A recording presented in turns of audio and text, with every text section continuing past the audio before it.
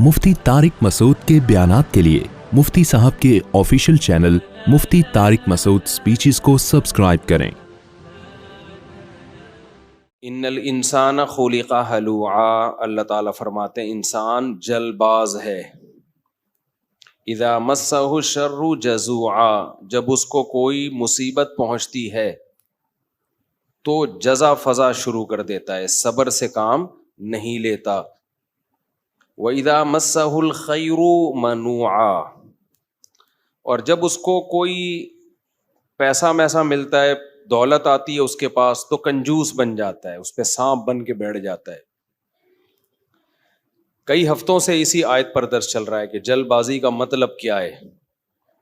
जल्दबाजी का मतलब ये है, इस पर मैंने कई दफ़ा बयान किया ना पूरा, कि हमारे सारे फैसले अक्सर जल्दबाजी में होते हैं। नबी सल्लल्लाहु अलैहि वसल्लम को दो सिफात बहुत पसंद थी, अल-हिल्म बर्दाश्त, और सोच समझ के फैसले करना।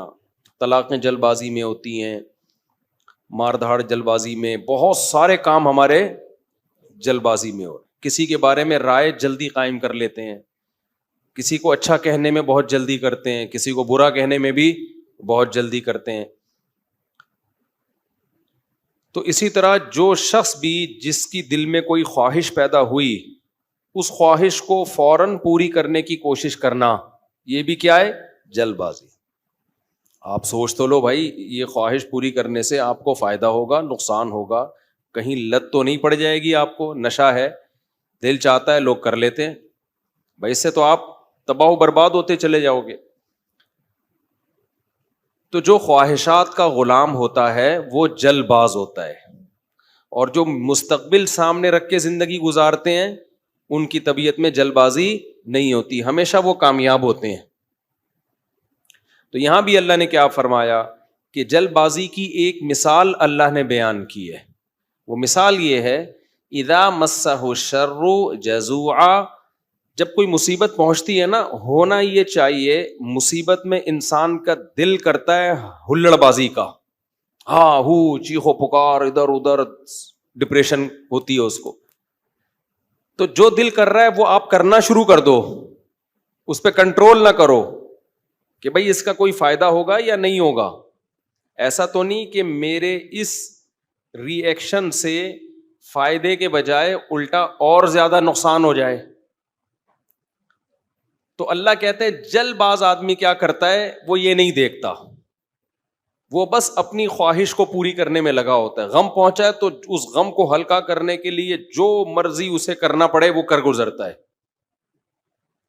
इसकी मिसाल ऐसे है ना, आपने देखा होगा, एक कहीं कोई वाकया हो जाए ना कोई धमाका हो जाए, तो जो इन्वेस्टिगेशन के लिए लोग वहां जाते हैं वो कहते हैं हमें सबसे बड़ी मुसीबत पता है क्या होती है? वहां आवाम जो एहतजाज शुरू कर देती है, उससे क्या होता है कि वहां जिन लोगों ने कुछ कार्रवाइयां की है ना, उनके सबूत मिट जाते हैं। होना ये चाहिए, पूरी दुनिया में हमने एक उसूल देखा है, जहां कोई एक्सीडेंट हो, कोई वाकया हो ना, फौरन वो रोक देते हैं, पूरा एक घेराव में ले लेते हैं कि इन्वेस्टिगेशन करने दो, इसमें गलती किसकी है, ताकि उसको सजा मिले। हमारे यहाँ क्या होता है कि पता ही नहीं चलता कि गलती किसकी है। इतना क्राउड इकट्ठा हो जाता है, इतनी आवाम, दाएं बाएं आगे पीछे, जिसको पकड़ के पब्लिक कूटना शुरू कर दे तो बस वही मुजरिम है। यानी जिसको पहले थप्पड़ लग गया ना, समझो वो क्या है, बस इसी ने किया है। तो बहुत कुछ उल्टा पुल्टा हो जाता है। तो वजह क्या है भाई? अपने एहतजाज फौरन कर लेना किसी भी चीज पे, सोचे समझे बगैर इल्जाम डाल देना किसी के ऊपर। कई साल पुरानी बात है, केस हमारे सामने आया कि एक लड़की के नंबर पे कहीं कोई मिस कॉल आ गई। ये गांव में वाकया हुआ था। अब गैरतमंद भाई था, उसने देखा ये कौन है, देखा किसी लड़के का फोन है। पहले से उस लड़की के बारे में किसी ने उसका दिमाग, बहन के बारे में दिमाग भरा हुआ था, होते उसने क्या किया, उसको गोली मार दी। अब बहुत पुराना किस्सा है, तो अभी मुझे थोड़े से उसके आसार बाकी रह गए दिमाग में, पूरा किस्सा मुझे याद नहीं है। बाद में इंक्वायरी की पता चला कि जी ये लड़की बिल्कुल भी इन्वॉल्व नहीं थी, जिस बंदे ने की है वो गड़बड़ करने की कोशिश कर रहा था। तो अब क्या हुआ है कि अच्छी इसको पता चला कि यार मेरी बेगुनाह बहन को मैंने मार दिया, टेंशन में इतना गया है कि अपने आप को भी मार दिया। پہلے ایک جرم کیا, ٹینشن سے انکوائری پوری کی نہیں ہے. بھائی پہلے غور تو کر لو, تجزیہ کر لو, کوئی بھاگی تو نہیں جا رہی, دیکھ لو. اور اگر مس کال آئی بھی ہے, کوئی آپس کا ریلیشن بھی ہے, تو اس کا یہ مطلب تو نہیں ہے نا کہ گولی سے ہی اڑا دو. اس کی اسباب پہ غور کرو, اس کی وجوہات پہ غور کرو. پہلے جلد بازی میں ایک کام کیا, ایک بے گناہ کو قتل کیا, اب جلد بازی میں ایک اور گناہ کر لیا, اپنے آپ کو بھی مار دیا. تو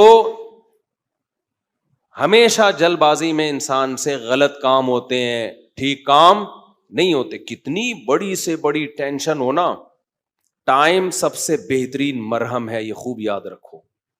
جب میرے پاس کوئی پریشان آدمی آتا ہے نا, جس کو کوئی بہت بڑا غم پہنچا ہو اور اس کی حالت خراب ہو رہی ہو, میں اسے ایک بات لازمی کہتا ہوں کہ وقت سے بہترین مرہم دنیا میں کوئی نہیں. یہ ٹائم گزار لو, اس ٹائم کو کیا کرو, گزارو بس.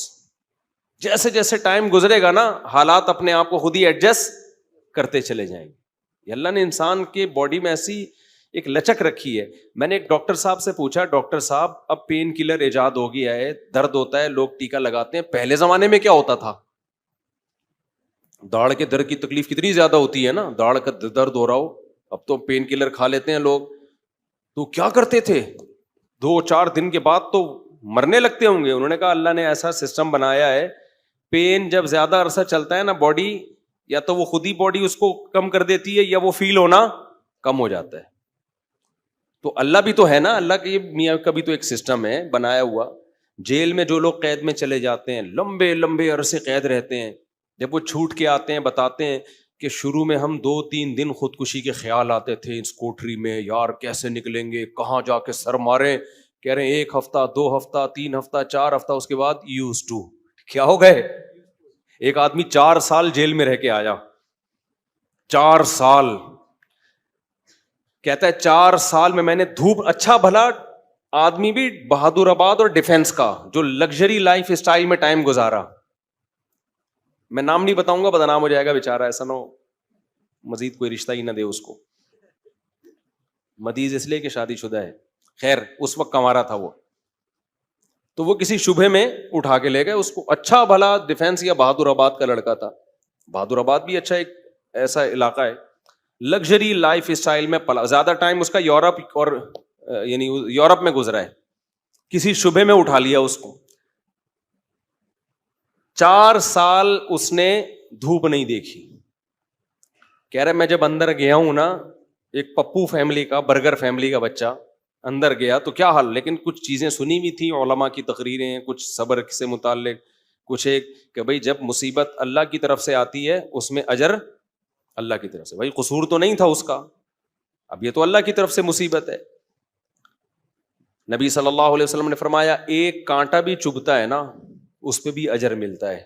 اللہ تھوڑی غافل ہے, ہر چیز آزمائش ہے ہمارے لیے. خوب سمجھ لو, اتفاق سے کچھ بھی نہیں ہو رہا. یہ جو ہم سمجھتے ہیں نا بائی چانس ایسا ہو گیا ہے, یہ ہمیں دیکھنے میں ایسا لگ رہا ہوتا ہے, ورنہ بائی چانس کچھ بھی نہیں ہوتا. جو کچھ ہو رہا ہے اللہ کے ارادے سے ہو رہا ہے. خوشی بھی پہنچ رہی ہے اللہ کے ارادے سے, غم بھی پہنچ رہا ہے اللہ کے ارادے سے. تو نبی نے فرمایا کہ جس کو خوشی پہنچتی ہے نا مسلمان کو, کافر کو خوشی پہنچتی ہے کہتے بائی چانس, یہ ہو گئے میری لک ہے, وہ لک کہتا ہے اس کو, لک ہے. ایک دفعہ میں ایک ڈاکومنٹری دیکھ رہا تھا, یہ جو کروڑوں اسپم ہوتے ہیں نا جو ماں کے رحم میں جاتے ہیں, جن میں سے ایک کو اللہ سلیکٹ کرتے ہیں انسان بنانے کے لیے. تو ڈاکومنٹری میں کسی گورے نے لکھا ہوا تھا کہ آئی ون دس میچ, یعنی کروڑوں خربوں میں یہ میچ جیت گیا. ٹھیک ہے, او بھائی تو نہیں جیتا ہے, یہ سلیکشن کس کی ہے؟ اللہ کی ہے. وہ کہہ رہے ہیں بھی بائی چانس ہو گیا کہ میں پیدا ہو گیا. بائی چانس کوئی بھی نہیں ہوتا, سب کس کا ارادے سے ہو رہا ہے؟ اللہ کے. اللہ نے تجھے پیدا کرنے کے لیے کمبخت سلیکٹ کیا ہے, اور اللہ پھر کہہ رہے ہیں نحن خلقناکم, ہم نے تمہیں پیدا کیا, ہمارا احسان ہے, تو اب اس احسان کا بدلہ دو. تو جہاں آپ یہ کہیں گے نا اتفاق سے ایسا ہو رہا ہے, وہاں خوشی پہ اتراؤ گے بھی اور غموں پہ ٹینشن میں بھی آؤ گے. یار کیوں ہو گیا میرے ساتھ؟ اچھا ہٹلر کتنا روتا رہتا آخری عمر تک, تبھی پھر وہ خودکشی کر لی اس نے کہ یار 1 ہفتہ پہلے میں رشیا پہ اٹیک کر دیتا, ہاں ہاں ہاں یار کتنی بڑی غلطی ہوئی ہے مجھ سے, وہ کہتے ہیں ایک ہفتہ پہلے اٹیک کر دیتے نا تو رشیا کا نقشہ کچھ اور ہوتا. وہ ایک ہفتہ رہ گیا, پتہ نہیں پولینڈ ولینڈ کے کس کے چکر میں رہ گیا, تو وہ رشیا نہیں اٹیک کر کے اس کی ایسی کی تیسی کر دی. تو روتا رہتا تھا وہ. ابے روتا رہتا نہیں, تو نے جو کچھ حرکتیں کی ہیں تو اللہ نے تجھے کیا دیا اس کا بدلہ. خیر, تو توبہ کر لیتا. مسلمان ہوتا تو کیا کہتا, یار اللہ کی طرف سے چپت لگ گئی ہے میرے, اب توبہ استغفار کر لو. اور توبہ ایسی خاندانی چیز ہے یار, کچھ بھی ہو جائے. ہٹلر مسلمان ہوتا, کہتا میں نے ہزاروں لاکھوں انسانوں کو قتل کر دیا, بند کمرے میں جا کے گڑ گڑا لیتا اللہ سے, معاف کر دے اللہ. دنیا کو نہیں پتا چلتا, اللہ کیا کر دیتا, معاف. لیکن چونکہ کافر تھا تو کیا ہوا ہے, اس نے قوم کا مجرم تھا وہ, اس نے کہا کیا کر سکتے ہیں, اس کو پتا تھا پبلک نہیں چھوڑے گی, تو اٹھا کر کے مارکیٹ سے اپنے آپ کو شارٹ کر لیا. انجام بھی برا, زندگی بھی بری. مسلمان کی زندگی بری ہو, کم از کم انجام اچھا اس کے اختیار میں ہوتا ہے. یار اللہ کو منا لو. اللہ کہتا ہے 100 انسانوں کے قاتل کو بھی میں بخش دوں گا. خیر میں وہ واقعہ سنا دوں میں. تو وہ کیا ہوا ہے کہ وہ بہادر آباد کا پپو بچہ جو ہے نا, کہاں چلا گیا, جیل میں. اب علماء سے اس کا تعلق تھا, ماشاءاللہ داڑھی بھی رکھی ہوئی تھی اس نے, کہ یار اب یہ غم کس کی طرف سے ہوتے ہیں, اللہ کی طرف سے. تو مجھے اپنا قصہ سنا. میں نے کہا یار 4 سال میں تو دھوپ میں نا ایک دن نہ بیٹھوں, میں ڈپریشن میں جانا شروع ہو جاتا ہوں. یہ جو بند کمروں میں لوگ سارا دن بیٹھے رہتے ہیں, پتہ نہیں کیسے. ہم نیچر سے جس کو بھی محبت ہوگی نا, وہ دھوپ نہیں چھوڑ سکتا بھائی. بکریاں مرغی انڈے نہیں چھوڑ سکتا, دھوپ نہیں چھوڑ سکتا. وہ بکریاں مرغی تو چلو زیادہ ہو گیا, لیکن دھوپ نہیں چھوڑ سکتا وہ. تو میں نے کہا 4 سال اب کیسے بند کمرے میں رہے ہیں, اور بھی قیدی تھے. کہہ رہے میں 2-3 دن تو ٹینشن میں رہا. پھر میں نے کہا اچھا یہ بھی نہیں پتا کہ نکلیں گے کبھی یہاں سے. یہ پتا ہو نا, آدمی کہتا ہے چلو 4 سال میں دن گننا شروع کر دو. یہ بھی نہیں پتا نکلیں گے ہی بھی نہیں نکلیں گے. کہہ رہے میں نے کہا جو ہونا تھا وہ تو ہو گیا, اب ہم تو جیل کی دیوار توڑ کے بھاگ نہیں سکتے. تو کہہ رہے میں نے کیا کیا, پھر وہاں پر میں نے اٹھک بیٹھک اور ایکسرسائز شروع کر دی کہ بھائی ٹائم کیا کرو, پاس کرو. ٹھیک ہے. کہہ رہے اس کا فائدہ یہ ہوتا ہے 400 دفعہ میں بیٹھ کے, کیونکہ اور تو کوئی کام ہی نہیں ہے اسٹیمنا بنانے کے علاوہ. اسٹیمنا بنانے کے علاوہ کوئی کام ہے ہی نہیں. اچھا ہے بڑا پاورفل ماشاءاللہ, آپ کبھی ملو تو آپ دیکھو بہت زیادہ ساری طاقت جیل میں بنائی ہے اس نے. کہہ رہا ہے میں بیٹھ کے لگاتا تھا ان 4 پھر ڈپس لگاتا تھا, پتہ نہیں کتنے ڈپس لگا لیتا تھا, ایکسرسائز کرتا تھا. کہہ رہا ہے اس کا فائدہ یہ ہوتا تھا اتنا تھک جاتا تھا کہ مجھے نیند خاندانی آتی تھی. ظاہر ہے نیند تو 20 بیماری کا علاج ہے. ڈپریشن ختم کرنے کا سب سے بہترین ذریعہ ہی گہری نیند ہے. ڈاکٹر ڈپریشن کے مریضوں کو کیا دیتے ہیں, نیند کی گولیاں دیتے ہیں کہ سوتا رہے بس, پتہ ہی نہ چلے پی ٹی آئی آ رہی ہے کہ جے یو آئی آ رہی ہے کہ مسلم لیگ آ رہے ہیں, کہ یہ ٹینشن ہی ختم, اسٹیبلشمنٹ کیا کر رہی ہے چھوڑو. تو کہہ رہے ہیں میرے ساتھ جو قیدی تھے نا وہ بہت سے اس میں پاگل ہو گئے, کیونکہ بیٹھے رہتے تھے, سوچتے رہتے تھے ہر وقت دماغ میں نا کیا یہاں سے نکلیں کیسے.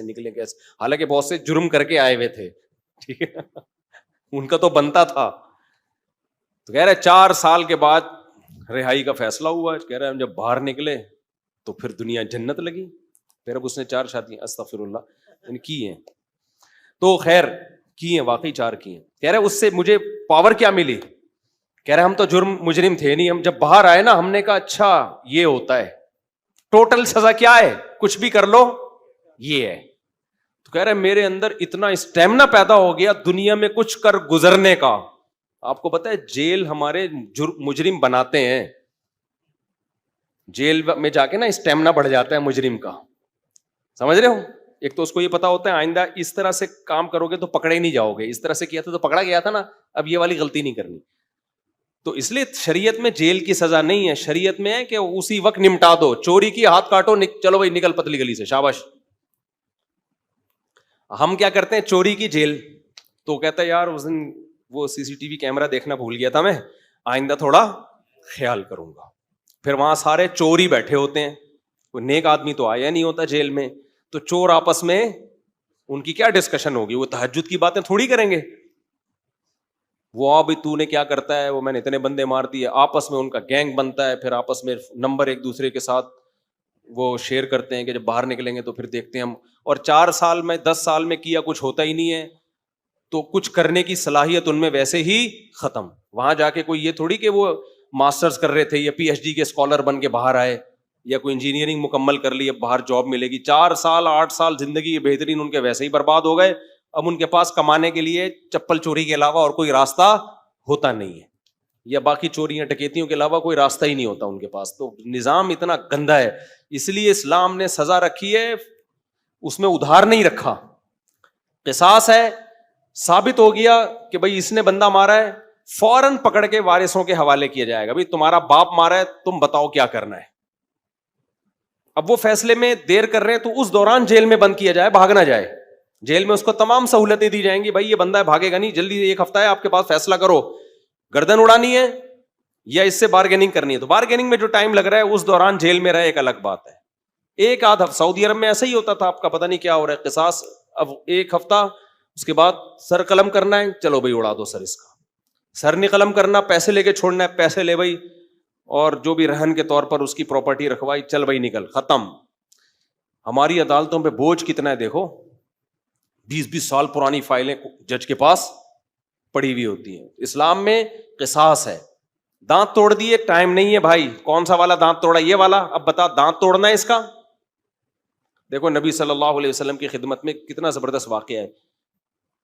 حدیث میں آتا ہے حضرت انس رضی اللہ تعالی عنہ کی جو پھپھی تھی نا, کس کی؟ حضرت انس ابن مالک کی پھپھی.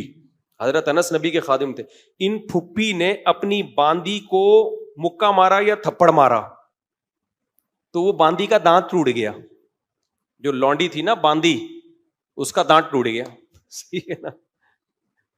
تو نبی کے پاس کیس آیا تو آپ نے فرمایا اللہ کی کتاب کے مطابق فیصلہ کروں گا.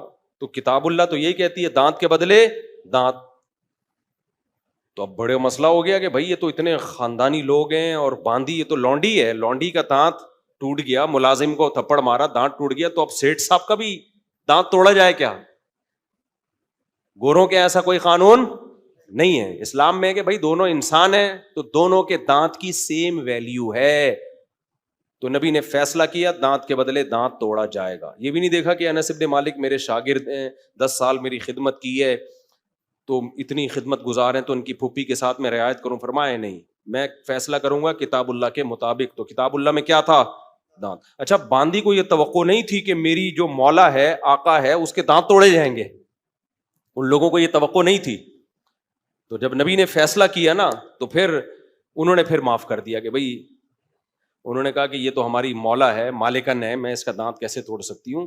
تو پھر انہوں نے خود ہی معاف کر دیا. تو پھر نبی نے, کیونکہ اس کو حق ہے, تو کیس 2 منٹ میں کیا ہو گیا؟ ختم. اگر انگریز کی حکومت ہوتی یا ہماری پاکستانی حکومت ہوتی, اب تک چل رہا ہوتا وہ کیس. دونوں مر چکے ہوتے, دونوں قبروں میں جا چکے ہوتے, ابھی تک ان کے دانت کے کیس کی فائلیں بولو موجود ہوتی, اور پوسٹ مارٹم ہو رہا ہوتا کون سا والا دانت ٹوٹا تھا, ہلا تھا یا ٹوٹا تھا, ان کے مکے سے ٹوٹا.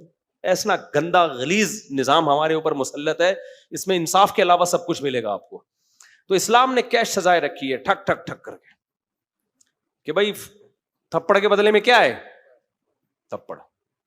تو قصاص کا نظام رکھا ہوا ہے اللہ میاں نے بڑا زبردست. وَكَتَبْنَا عَلَيْهِمْ فِيهَا أَنَّ النَّفْسَ بِالنَّفْسِ وَالْعَيْنَ بِالْعَيْنِ وَالْأَنْفَ بِالْأَنْفِ وَالْأُذُنَ بِالْأُذُنِ وَالسِّنَّ بِالسِّنِّ وَالْجُرُوحَ قِصَاص. کیا زبردست آیت ہے. اللہ فرماتے ہیں ہم نے لکھ دیا ہے آنکھ کے بدلے آنکھ. کسی نے تمہاری آنکھ پھوڑی ہے, تم کورٹ میں جاؤ گے, جی اس نے آنکھ پھوڑی ہے, یہ ثابت کرو گے, دلائل سے ثابت کر دیا, کورٹ کہے گی تو بھی پھوڑ دے اس کی یہ والی آنکھ.